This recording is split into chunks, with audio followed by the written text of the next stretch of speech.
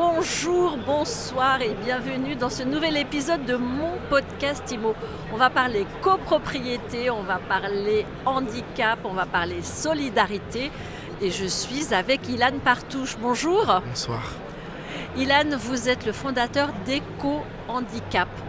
On se voit aujourd'hui sur le salon de la copropriété, mais vous êtes animé par des valeurs de rénovation énergétique, de transition écologique, voilà, toutes les valeurs qui fédèrent les exposants ici au salon, et surtout des valeurs d'humanisme, de solidarité, qui font vraiment de votre société, qui donne un ADN, une couleur très particulière. Effectivement.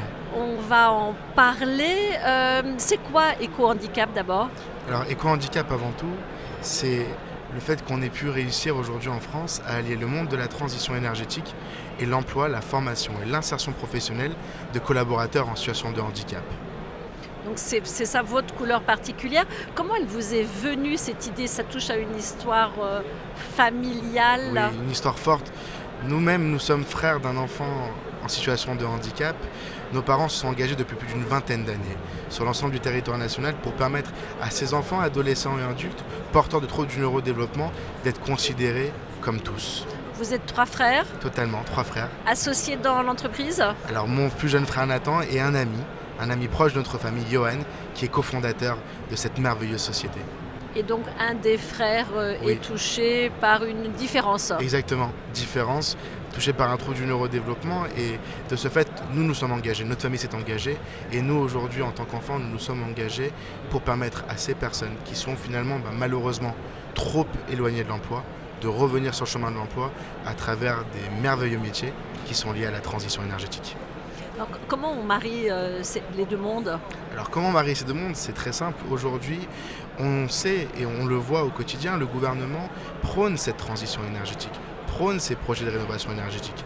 Alors Eco Handicap est affilié au monde des certificats d'économie d'énergie qui permettent à l'ensemble de potentiels bénéficiaires, de potentiels gestionnaires de patrimoine d'être financés jusqu'à 100% dans la mise en place de travaux de rénovation énergétique.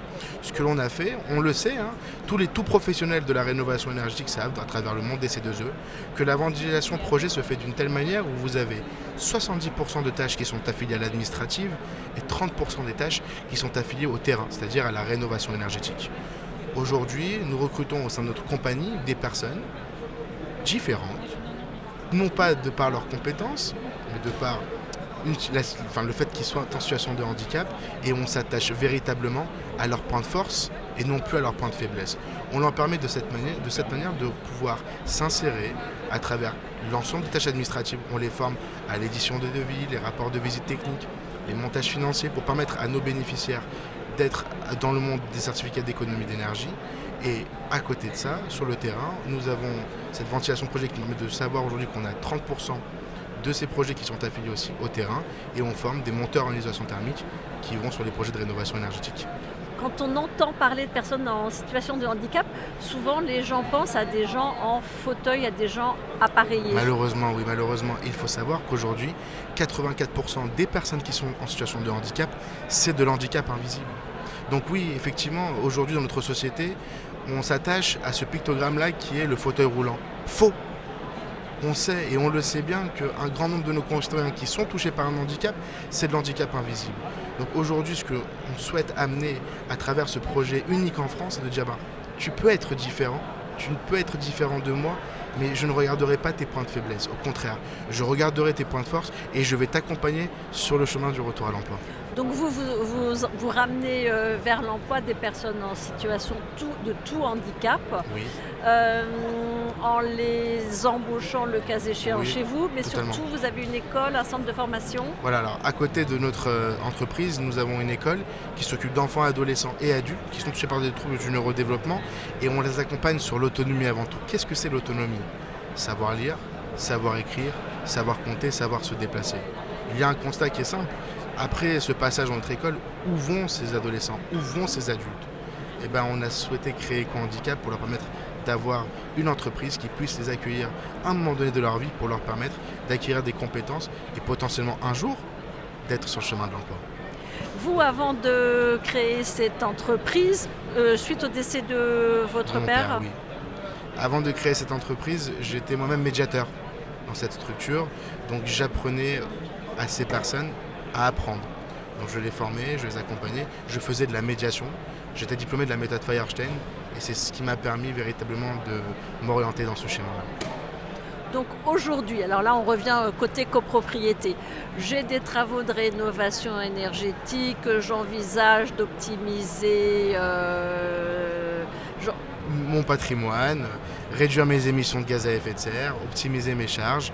Je contacte Eco-Handicap parce que de ce fait, nous pouvons permettre à l'ensemble des copropriétés de bénéficier des certificats d'économie d'énergie, de bénéficier d'une prise en charge jusqu'à 100% de leurs frais financiers et à côté de cela, permettre l'emploi et la formation de personnes en situation de handicap. Il faut savoir que dans les prochaines semaines, on va avoir une réduction drastique de la prise en charge de ces fiches-là standardisées. Donc on invite l'ensemble des copropriétés à se rapprocher rapidement de nous pour pouvoir bénéficier des financements actuels qui sont en grande partie jusqu'à 100% des travaux mis en place. Oui, parce qu'il faut rappeler que ces financements, ils expirent à la fin de l'année. On rentre sur la 5e période, mais on a eu l'information qu'il y aurait une baisse des financements sur certaines fiches importantes dans le monde de la rénovation énergétique, dont l'isolation des réseaux d'eau chaude sanitaire et de chauffage, dont l'isolation des points singuliers, dont l'isolation des planchers bas. Donc je pense que c'est le moment d'y aller. Donc le timing est bon, on contacte Eco-Handicap, on fait du bien à la planète, on améliore son impact environnemental, en tout cas celui de sa copropriété, et puis on fait du bien aussi au monde autour de nous, et c'est l'essentiel. Exactement. Merci beaucoup Merci Ilan Partouche. Merci à vous. Je rappelle que vous êtes fondateur d'Eco-Handicap. Merci. Et je vous dis à très vite pour un nouvel épisode de mon podcast IMO à écouter sur toutes les plateformes et à retrouver sur mysweetimo.com.